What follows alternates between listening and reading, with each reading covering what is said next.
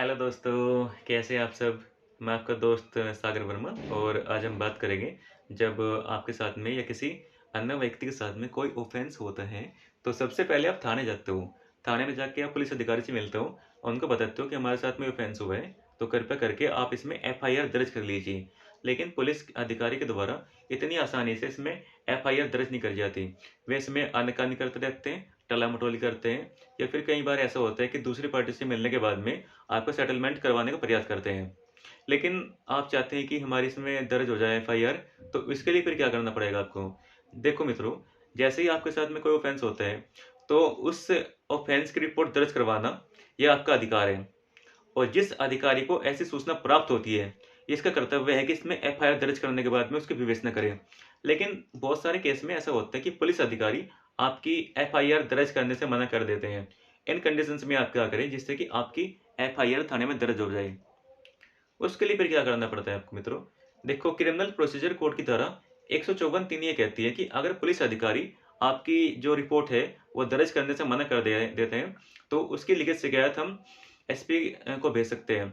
डाक के माध्यम से सीधा एसपी को फॉरवर्ड कर सकते हैं उसकी लिखित शिकायत। तो एसपी साहब भी इसमें आदेश कर सकते हैं कि थाने को आदेश कर देंगे इसमें कि इसमें विवेचना करो, या फिर इसमें ऐसा होता है अगर एसपी साहब भी नहीं करते, जो उसके भी वरिष्ठ अधिकारी होते हैं उनको जाके हम मिल सकते हैं, या व्यक्तिगत रूप से भी हम एसपी साहब से जाके मिल सकते हैं।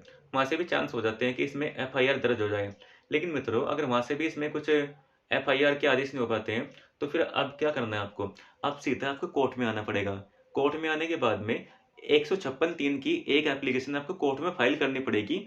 जब ये एप्लीकेशन कोर्ट में फाइल करोगे, तो कोर्ट में आप बताना पड़ेगा आपको कि पहले थाने पर गए थे हम, वहाँ से कुछ कार्रवाई नहीं हो पाई थी। इसके बाद हम एसपी के पास भी गए थे, एसपी को लेटर लिखा हमने, लेकिन वहाँ से भी हमारी कुछ कार्रवाई नहीं हो पाई, इसलिए हम आपके पास में आए हैं। तो इन कंडीशंस में कोर्ट इसमें थाने को आदेश कर सकती है कि इसमें एफआईआर दर्ज करो। अगर मित्रों कोर्ट को लगता है कि इसमें कुछ एफआईआर के लिए कोई ग्राउंड नहीं बन रहा है, केस छोटा लगता है बिल्कुल कोर्ट को, तो वो आपकी जो एप्लीकेशन है वो खारिज भी कर सकती है। तो अगर वहाँ से आपकी एप्लीकेशन खारिज हो जाती है, तो उसके बाद में फिर आपके पास रास्ता बचता है सेशन कोर्ट में। सेशन कोर्ट में आप इसका रिवीजन फाइल कर सकते हैं। सेशन कोर्ट में रिवीजन फाइल करने के लिए 397 सीआरपीसी के तहत रिवीजन फाइल कर सकते हैं सेशन कोर्ट में, और वहाँ पे फिर सेशन कोर्ट लोअर कोर्ट को आदेश कर देगा कि इसमें एफआईआर दर्ज करके विवेचना कीजिए। उसके बाद में अगर मतलब बात करते हैं, अगर वहाँ से भी आपका जो रिवीजन है खारिज हो जाता है, तो फिर हम हाई कोर्ट भी जा सकते हैं। 482 की धारा लगा के हम सीआरपीसी की धारा 482 के तहत हम सीधा हाई कोर्ट भी जा सकते हैं। हाई कोर्ट से भी आपकी जो एप्लीकेशन है उस पर आदेश हो सकता है और एफआईआर दर्ज हो सकती है।